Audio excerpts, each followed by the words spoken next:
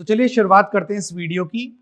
जेमेन 2024 binomial theorem का शानदार सवाल। पहले तो आपको यह समझना पड़ेगा कि यह क्वेश्चन बाइनोमियल थ्योरम से क्या कहता है।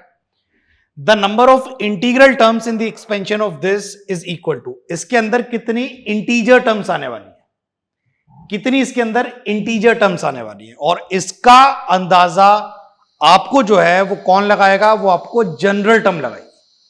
तो सबसे पहले हम अपनी जनरलाइज टर्म पर काम करते हैं। तो जनरल टर्म लिखते हैं इसकी टी आर प्लस वन हो जाएगा आपका एनसीआर, एन यहां पर A24 है तो A24 CR, पहले वाले की power n minus r A24 minus r, और दूसरे की पावर r, ऐसा हो जाएगा।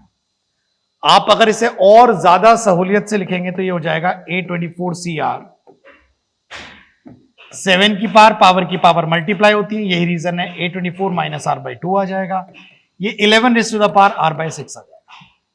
अब देखिए मजे की बात क्या है, आपको ये वाली बातों को सुनना है और समझना है। अब जो मैं अगली बातें बोलने जा रहा हूं, देखिए यहां पर अगर ये R 6 का मल्टीपल हुआ तो 11 की पावर्स इंटीजर आ पाएंगी, के रीजन से 11 इंटीजर आ पाएगा।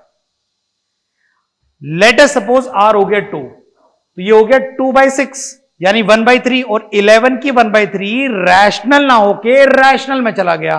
तो अगर आपकी टर्म में 11 की पावर 1/3 आ गया यानी 11 का 1/3 आ गया, तो आप कैसे ही उसे इंटीजर टर्म कह पाएंगे? नहीं कह पाएंगे। कब कह पाएंगे? जब ये 11 आए, 11 का स्क्वायर आए, 11 का क्यूब आए, 11 की पावर 4 आए, 11 की पावर 5 आए।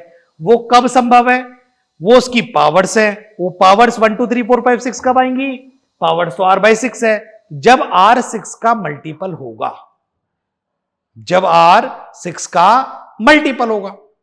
तो 6 के मल्टीपल क्या क्या होंगे? सर हम सिर्फ इसका ध्यान कर रहे हैं, इसका नहीं कर रहे। एक्चुअली में यहां पर 2 का मल्टीपल होना चाहिए, और 6 के मल्टीपल्स में 2 के मल्टीपल्स आ जाते हैं। तो पहले आप 6 के मल्टीपल्स पे काम कर लीजिए। अच्छा, आपका R A24 तक चलेगा, तो A24 में 6 के कितने मल्टीपल होंगे? भाई आप इसे डायरेक्टली डिवाइड करके देख लीजिए, तो A24 को अगर आप 6 से डिवाइड करते हैं तो 6 1 6, 6 3 18, और ये हो जाएगा आपका 6 7 42। तो 137 टर्म्स मल्टीपल्स आ रहे हैं 6 12 18 से लेकर A24 तक। भाई A24 तो नहीं है, A22 लास्ट मल्टीपल है हमारा, तो ये पूरे 137 आ रहे हैं। अब देखना हमें यह है कि कहीं कोई हमने इसमें मिस तो नहीं कर दिया, तो जो मिस कर दिया वो 0 है, क्योंकि R0 भी तो हो सकता है ना, क्योंकि R0 पुट करने पर आपको टर्म 1 की प्राप्ति होती है। तो R0 6 12 18 से लेकर A22 तक हो सकते हैं। ठीक है, अब हमें यह देखना पड़ेगा कि इनमें से जितने R हमने इसके लिए लिए हैं, कहीं ऐसा तो नहीं है कि ये वाली टर्म किसी R के लिए मना कर दे जो आपने यहां से लिए हैं। भाई देखना तो सेम पड़ेगा ना, कि अगर आपने R को 0 पुट किया तो ये कहीं ऐसा तो नहीं कि 0 के लिए ये मना कर दे, तो ये मना नहीं करेगा।